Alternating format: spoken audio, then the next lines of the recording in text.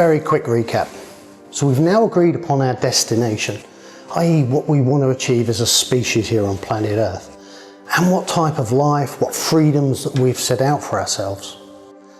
And the good thing is we have a short, medium and long-term plan allowing us to ensure we have the know-how, physical and mental resources to actually achieve our goals. And we've moved away from a system controlled by the monetary system to a resource-based economy. And this we did over a 20-year period, allowing everyone to adjust mentally to a new way of life where our personal time and happiness is of the highest priority. And we came to this decision through a system of pure democracy which allowed a completely fair and representational vote. And no single person, party or group had any influence over the voting process, as this was presented to the society-wide population neutrally and informatively. But one area we have touched on that is absolutely critical to our success on many levels needs to be explored more. And that is, of course, education. One area I assume will be a perceived stumbling block for most people is that they will struggle with the fact that some people will not want to work. And the idea is that the global free society will not force anyone to work against their free will, and that can be hard for some to come to terms with. But true freedom is what the global free society is all about, allowing everyone to exercise their own free will in all matters. And in my previous presentation titled The End of the Monetary System, I argued that practically everyone on planet Earth has been mentally affected by the monetary system, at least to some degree. And I called our current generation the damaged society. And the reason I highlighted that was to draw your attention to the possibility that the amount of people who would gladly support our new society by agreeing to work would quite likely be the lowest percentage at the beginning compared to the future society of a more socially responsible population. Possibly. We don't know for sure because this has never been done before. Therefore, we have to accept this as a possibility and plan for it through our education system. And I'm not just talking the younger generation through schooling and university, but the current generations too. But let's start with the younger generation, the traditional school system first, as that's the main strategy and focus. We talk so much about leaving a better planet to our kids that we forget to leave a better kids to our planet. And that simple statement by George Burney sums up very nicely what this presentation is ultimately about. The world as we know it has changed more in the last 100 years than at any time in history. And who would have thought just 40 years ago that we would all have a personal communication device that would allow us to talk to virtually anyone on the planet, anywhere in the world? Who would have thought that we would all have access to technology that could instantly bring you answers to even the most bizarre questions? So, if the world has changed so much, how has that impacted our approach to education? Has the education model changed in tandem with the technological advances that we have made globally? Largely, the education system in place today, and in most of the developed world, is a system put in place that finds its origins at the start of the Industrial Revolution. And today our schooling system is still modelled on the original system of production line mentality. The daily operation is very similar to a production line methods where pupils are arranged in large groups by age, often 30 or more per class, because that's more cost effective. It's not what's best for the student, it's just more cost effective. They are then moved from one classroom to another classroom and instructed in the various topics strictly governed by the clock. Maths at 9, English at 10, science at 11 and EAT at 12. The pupils are then tested regularly on how much of their instruction that they have remembered, and any non-standard pupils are pulled aside for additional preparation work to ensure the measured and uniform standard is achieved by the time they reach the end of the production line. At the end, if they're lucky, they will be awarded a stamp of approval or certificate to say they've passed quality control and conform to the required standard. Now, I'm definitely not criticising the teachers here. I'm criticising the resources and priority that we give education today. And I get it. The main problem mainstream education faces is funding. And because of only monetary restrictions, offering something more tailored to the student's own personal interests and skills is just a pipe dream. Or is it? But haven't we just eradicated the monetary system? Haven't we also removed the old political system? And so now we're not hampered by the monetary system, and the education system is run by the very people that work within that society, within that system. How many teachers entered into education for the right reasons, to inspire and shape our future generations? And how many were quickly demoralised as they were forced to deliver strict educational lessons chosen by a faceless person high up in the system? In my book, I offer a completely different approach to the system we see today throughout most of the developed world. And it's a system that puts the end product first and works backwards. So, what do we want to achieve through our education system, and how can we best allocate our resources to accomplish our aims? So that's a bit like how all successful companies operate. They define the product or service they want to take to market, and then they look at the resources required to launch that product. And I'm not saying what I'm about to present is the only solution. Of course it's not. Hopefully you're getting that by now. Tactics have to be changeable. What I am saying is now we have an opportunity to really invest in our future through global education. So let's be creative. Let's use lateral thinking. So here's my outside of the box solution, and let's use that as the blueprint to which we can then rethink our entire approach to education, assuming we all agree it needs changing. The first subject I must cover is to explain that the Education Council comes under the umbrella of the Human Resources Council, and the reason for this will become self-evident as we progress through this presentation. And the education will, like all councils, be working to a directive set by us, the society members. And as in previous presentations, I will now suggest a directive, as we don't officially have one yet. The Education Council's main goal is to provide all students with the tools necessary to enable them to study and learn subjects of their own choosing. The Council recognises that each student has different learning needs, so we'll make available a programme that reflects each student's own learning style and pace. All students will be treated as individuals and will have access to the very latest technologies and innovations to allow playful and entertaining personal development programme. So some of that might not make sense yet, but let's revisit this at the end and see how the new system could deliver these lofty goals. Let's start with the society development we've already discussed, and that's a 3-day week. After all, we can't expect our adults to only work 3 days and the children to work a traditional 5 days. I know many parents that would argue against that, but let's start somewhere. Some of the imagined loss of time in this 3-day week could be made up through extending their day to what most adults would work, so 8 hours with breaks and time for lunch. And this would also help the parents who also work these hours and don't have to arrange additional support to collect their children, etc. But that's just a relatively small and insignificant change. But wouldn't their education suffer from the loss of these 2 days, I hear you ask?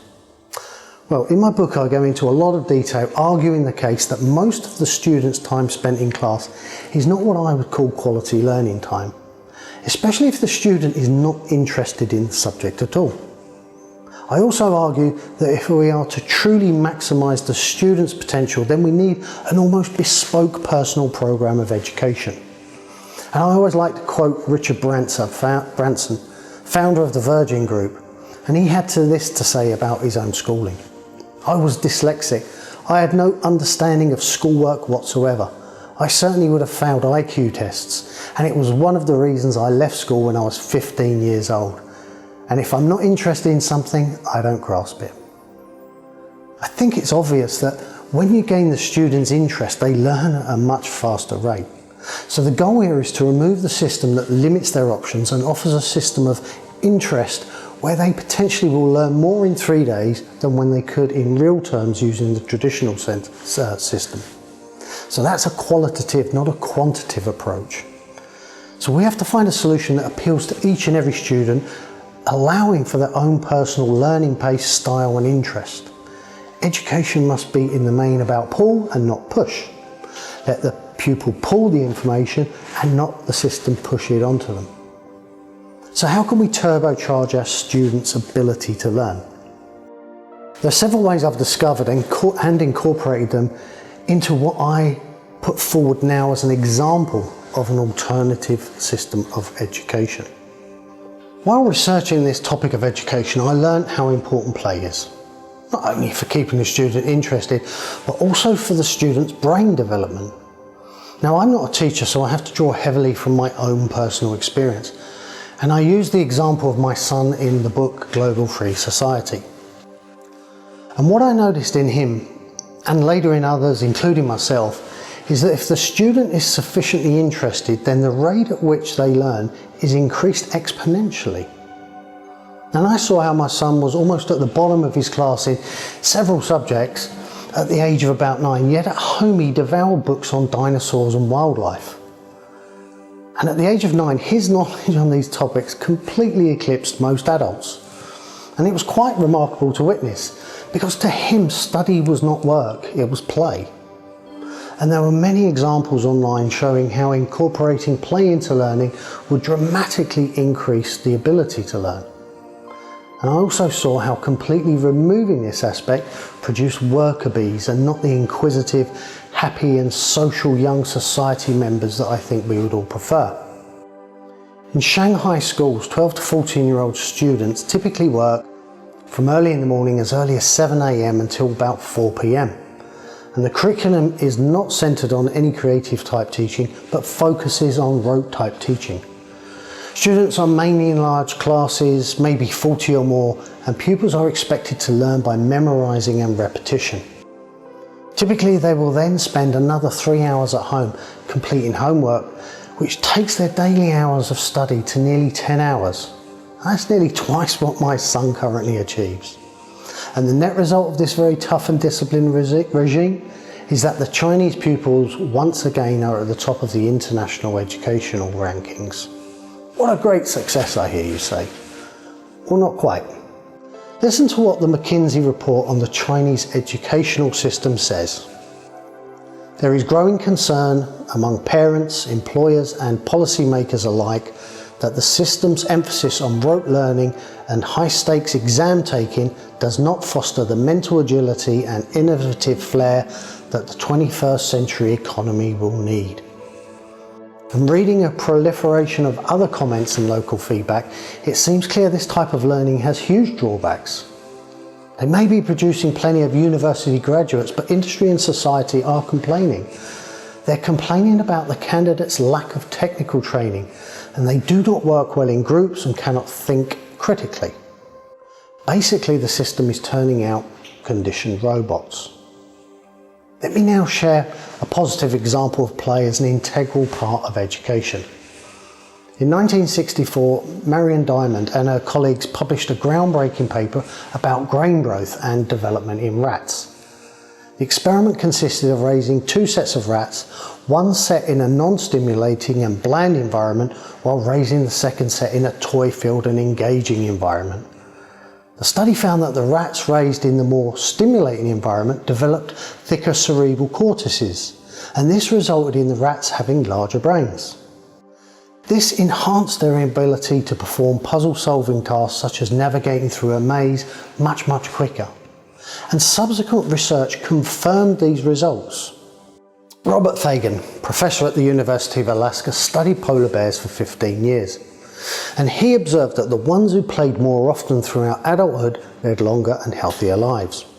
And many scientists agree with the findings that the polar bear's ability to have fun is a key factor in their survivability rate. And in humans, play has been proven to stimulate nerve growth in the amygdala, located deep and medially within the temporal lobes of the brain, and this controls the emotions.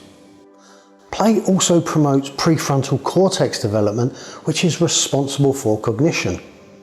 So on a purely biological level, play helps us mature more emotionally, physically, and helps us become better decision makers. So it seems self-evident that we need to recognise play as an integral part of the education system. So let me explain more how I see the students' working week change. So let me show you an example of what a typical study week could look like with the objectives that we have already outlined. So a 3-day week, putting the students' needs first, allowing choice, flexibility, and of course utilising technology. Now the first major change I propose is we move away from the strict start and finish times. And I have put times on the slide here, but these just represent a student's personal study week, not a compulsory timetable. Obviously, the more flexible approach is a great help for the parents that have work schedules, but that's not the reason for the flexibility. So once their hours have been agreed with the teacher, the student can come into the school as agreed, within reason. Obviously, we don't do night shifts here. The teachers, however, would stick to a more fixed schedule, still on a 3-day week. All students would have their own laptop, which they can use to work on their various subjects or projects. And here comes the next change. I suggest we move away from strict lesson topics and instead move into a system that encourages the student to produce a piece of work that utilises all the basic skills we know are beneficial and necessary for everyday life. So imagine working on a project that needs you to utilise your English, your maths, your biology, and your art skills all together. Many students lack interest in the topics they study as they don't see how that topic would be of any benefit in the real world. Does that sound familiar to many people? I've still to yet use Pythagoras' theorem. Imagine now how being given a project to build a website for SeaWorld, for example, and how that would utilise all these skills mentioned. They would develop their skills in real time and see the need and application of these skills. Showing the student how and why these skills are important would make that task not only more enjoyable, but completely relevant to life. And they would develop skills in English, maths, biology and art all in one lesson. And for sure, in the early stages of a student's development, I think you would have to teach the basics of a topic to get a good level of understanding before you progress to a more project-based learning module.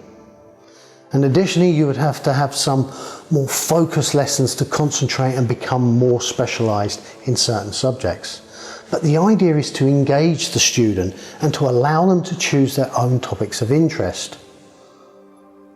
We would then be forced to look at the class environment. Would we still need a typical all desks facing forward approach, or could we make it more homely with sofas and soft chairs? And maybe introduce an area for drinks and healthy snacks. Does that sound crazy? Why? We all have these in our offices, place of work, why not the schools? So moving away from a typical production line mentality where students and teachers are governed by the clock, they are now encouraged to think and be more responsible for themselves. And I firmly believe that if you treat people like idiots, they will behave like idiots. But if you treat people like the powerful sentient souls they are, they will behave like the powerful sentient souls they are. And I'm not saying we completely do away with lessons delivered to a class. What I'm saying is that we can incorporate several methods to give the student a better learning experience.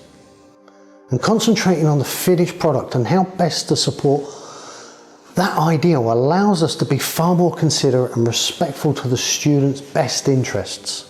And technology will help greatly here, which we'll cover in a short while. Social activities are also key if we are to create socially balanced individuals. So here is where I show another departure from the current mainstream system. So I would propose that although the students are only required to work a 3-day week, they must commit to an additional set number of hours for sport, exercise, or other social experiences. So an end to gym class or cross-country running as a lesson, because no one likes sport. So I would suggest that most social regular events are just as beneficial physically and mentally. And their choice for out of school sports or social activities could be over 1 day, 2 days or more. Because remember, they're only working a 3-day week. And the sport could be playing football, swimming, horse riding, or even bird watching with a group. And to encourage more family cohesion, that could be completed within your family unit. So at the beginning of the term, the parents would commit to an activity with their children. What type and when would be completely up to them. So now we have the bare bones of a new system that is more tailored to the student's personal interests, flexible for both the parents and the student, and encourages activities within the family unit and also with other students or society members. So the next part is, how do we utilise technology more to engage students and ensure they all receive the same quality lessons? And we all know how a bad teacher can severely hinder your learning. So my solution here is to utilise a system that relies on digital teachers, not solely but as a supplement to the core teacher. And through these digital training platforms, we can ensure that everyone has access to quality, informative and entertaining lessons on all subjects. And the idea is to use the best presenters we have in the pool of teachers and work with them to produce a full set of lessons on each and every topic. So the students are already very used to taking in information from a monitor, so why are we not maximising this solution? And now the student is guaranteed to have the very best presented lesson we as a society can possibly create. You know, that brilliant lesson you remember from school, the one that influenced you and maybe affected your choice in your future life. But we can ensure that delivery, that engaging content is delivered to the best of our creative ability with every lesson and every day. And we can ensure a strong and even entertaining performance every single time. And I would guess that over time, these teacher presenters would also become some of the students' role models, famous within the students' chosen topics of learning. And maybe teaching would be elevated back to a much higher social status that it once held many, many years ago. And so it should. It represents our own investment in our own future. This would also mean we could open up a plethora of new and interesting topics to the student, as we only have to work with one gifted teacher to produce the content of each subject. And that can be shared with all the countries that share the same language, again increasing a sense of global citizenship, which is extremely important in our overall goal of a global society. The next deviation from the current system is quite significant. Now we're using technology, we can move away from the archaic practice of set exam dates. Why should we just use a set date once a year to measure a student's progress? Well, I know why. Because it's not cost effective to do it any other way. But now we don't have those restraints, and we are utilising technology so we can adopt a system that recognises the student's own personal learning curve. So I propose we allow the students to take an exam whenever they and their core teacher think they are ready. And we don't need to stick to the complicated exam grades we all have today. Why not simply have a percentage grade showing how much the student has studied in that particular topic? So as an example, kindergarten could be up to 5% and a full degree would be 100% as an example. Then each student would learn the topic until they have no further desire to learn any more. So your grades could be maths 65%, English 85%, history 45%, etc. Isn't that more meaningful than what we currently have? And this approach is also more in line with how most children and youths play computer games. They reach a certain level and always want to do a little bit better, progress to the next level. And this method also allows students to change topics without losing the time and effort that they've already invested into that subject. And hardly anyone knows their interests at such an early age, so we have to expect pupils to want to drop certain topics and start new ones. And surely that's healthy, surely that's the student exploring their own personality. Why should they lose the record of that effort? Surely it should show somewhere on their educational records. The role of the teacher. So now we've seen how we could typically change the methods we use to educate our children for them and their parents' benefit. But as I mentioned earlier, I think we also need to consider the teacher and their needs. I mean, they're part of society too, right? So how can we make the teacher's role more engaging and rewarding? I think the first thing we need to consider when discussing exactly what the role of the teacher should be is how many pupils they can realistically teach in a qualitative manner. How many pupils should a teacher have in their care so that we can allow a bond to build, to allow the teacher to get to know their students much better? And this must be really important for both parties. When you're emotionally invested, that too ensures a better experience for all. And teachers want to feel that they are making a difference. They're helping their student to become a better person and realising their dreams. And after all, that's why most people become a teacher, isn't it? Because it's not for the money, so they always tell me.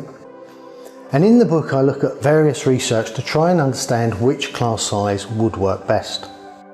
And I looked at remote learning, homeschooling, but no research really stood out except the fact that large classes, maybe 30 or 40 in size, work least, especially on topics that need interaction with the teacher. So, no great surprises there then.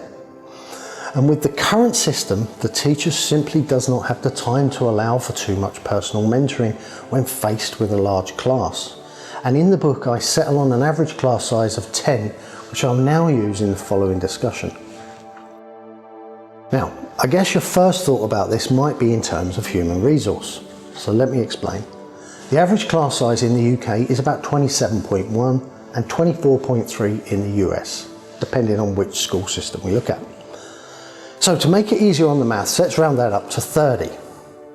We now know we need 3 times the amount of teachers we currently have in these 2 countries. But the good news is we've just made redundant about 30% of the jobs within our society. And plus we've now ended the monetary system so anyone can change careers at no disadvantage, just retraining to consider. So the resources are there, they just need to be channeled into areas where we need them. And this brings me on to another interesting development. We'll now be in a position where we will know what manpower shortages we face now and in the future society-wide because we have a short, medium and long-term plan. As a society, we now know where we are heading and what physical and human resources we need. And this is one of the main reasons education is such an important key strategy and comes under the umbrella of Human Resource Council.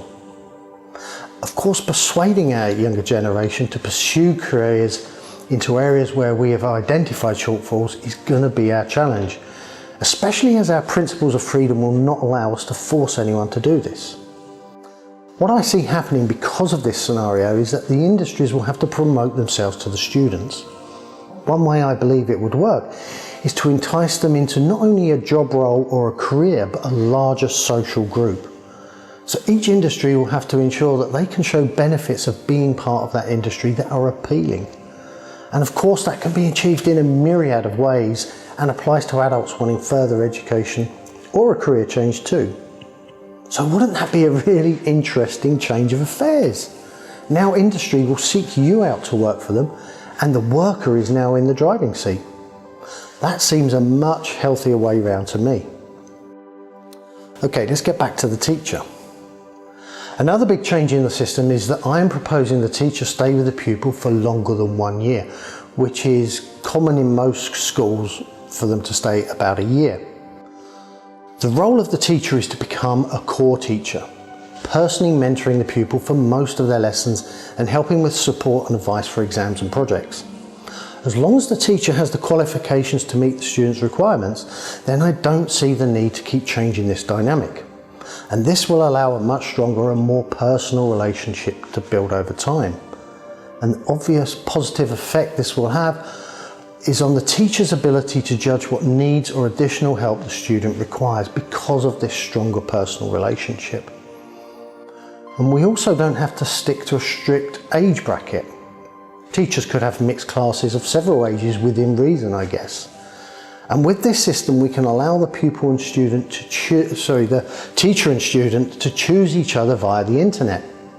For example, the teacher would have a resume on the web that local students and parents could view and choose a teacher that they think would best suit their personal needs.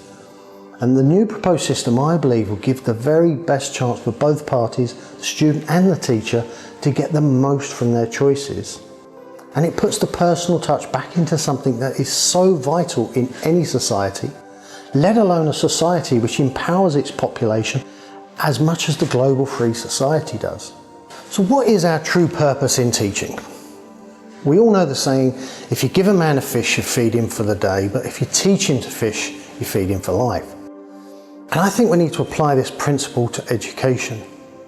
So instead of feeding our students with information, we need to teach them to learn and to think for themselves as much as possible.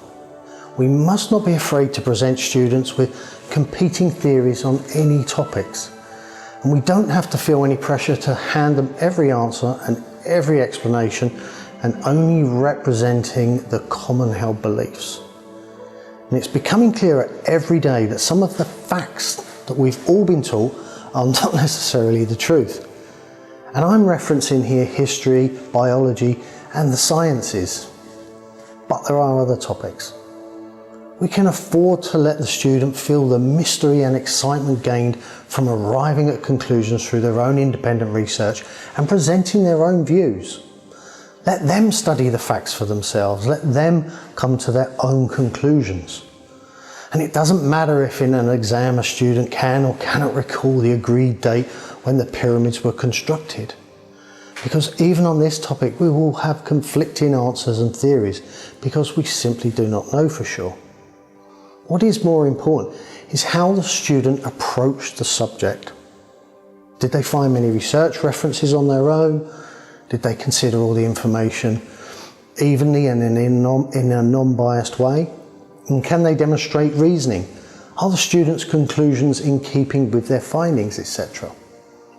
I mean, I always assumed when I was a young student that we, the adults, had most, if not all, of the answers.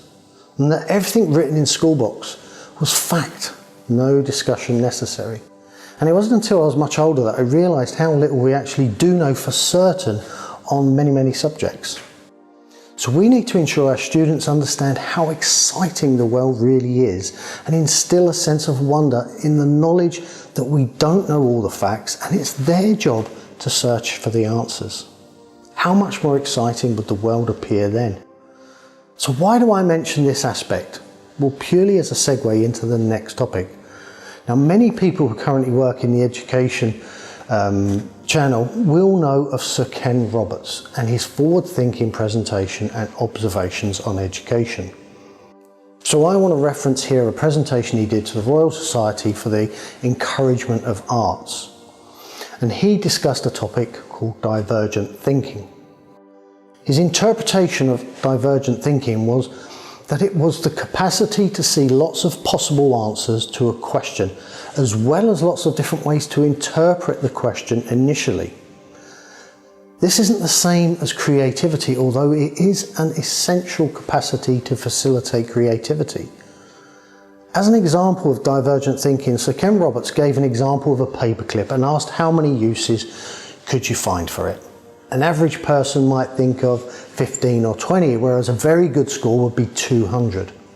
And the person attaining 200 would be a good example of a divergent thinker, as they would need to create in their mind alternative sizes and materials for the paperclip to be made. He then referenced a book, Breakpoint and Beyond, Mastering the Future, by George Land and Beth Yarman. And it discusses a study done explaining this divergent thinking. Tests were devised to measure the capacity for divergent thinking, and it was initially carried out in 1,500 kindergarten pupils. 200 was a score considered to be genius, and the results were quite remarkable. 98% of the kindergarten pupils scored at genius level. The study was a longitudinal study, so they followed up again when the students reached 8 to 10 years old and carried out the tests again. This time, only 32% scored at genius level, and at the age of 13 to 15, the number dropped again to just 10%. Interestingly, the control group of adults tested in this manner only scored 2%. Sir Ken Roberts summarises with the observation that 1, we're all capable of divergent thinking when we are young, and 2, the capacity deteriorates as we get older. And the reason he gave for the loss of capacity, you guessed it, education. Or more specifically, the current education systems in place today.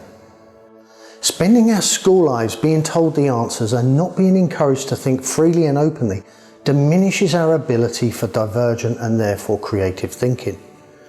Education within our global free society needs to recognise and encourage this aspect for the benefit of the individual as well as the wider society. And dogma and institutionalised thinking are the enemy of the global free society. Teach the students how to think and not what to think. And with this new educational system I'm putting forward in the blueprint, I think we stand a much better chance of that than with the current systems in place globally today. And so now we can relook at the directive I outlined at the beginning of the presentation and see if the new system delivers what we required. First part. The Education Council's main goal is to provide all students with the tools necessary to enable them to study and learn subjects of their own choosing. So, we're now not restricted by the monetary system, so we can supply the students with all the tools necessary, only hindered by our collective ability to provide them. So purely resource-focused concerns, not monetary. And I'm now proposing a new learning system that encourages the students to learn multiple topics at once. And the example I gave was to build a new website for SeaWorld.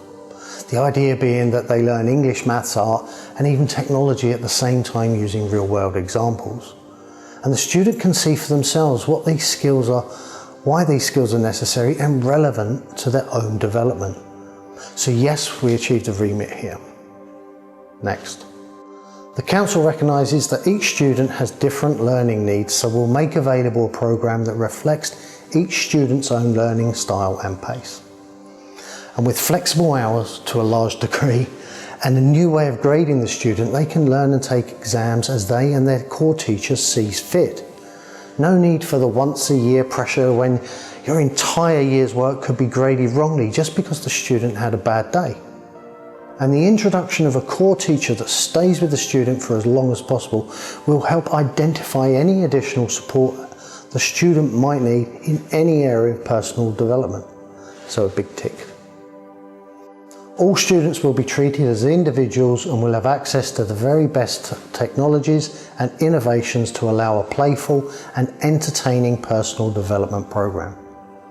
So with the introduction of a digital teacher as an aid to the core teacher, we can now make all lessons far more engaging, entertaining and playful. This is because we know how important playfulness is on a mental and even physical level. So again, a big tick here. So hopefully I've shown that with the end of the monetary system and the end of the current political system, we can take charge of our education systems globally. And this is the most important aspect of any society's future and therefore our planet's future. And in the global free society model, much more individual power and responsibility is put back in the hands of the individual. And that will only work if we have a population of well-educated, intelligent and socially responsible individuals. And of course this has to be global, not regional. And the very good news is that because we put such emphasis on digital learning, we can share that with the entire planet, free of charge, even if their country is not yet within our global free society. And we will then reap the rewards of that investment at some stage in the future. And that's why I go into a lot of detail in the book explaining how we can rethink our complete education system. And that's why I tried to go into detail in this presentation to show how a completely different approach could work better. Education of our society is the single best investment we as a species can ever make. And our future generations will shape the future, so this has to be a key strategy for mankind. So there we have what I call a blueprint for education in a global free society. And as I've stated before, if you don't like it and you think you can do better, that's great. That's exactly what the global free society is about. And only in a global free society will you have an equal voice in deciding exactly what sort of education system we will provide for all of our students. Nelson Mandela once said, "Education is the most powerful weapon which we can use to change the world." How right he was. And that's exactly what we need to do. So hope you enjoyed that, and see you in the next presentation called New Minds, New Solutions. Thank you.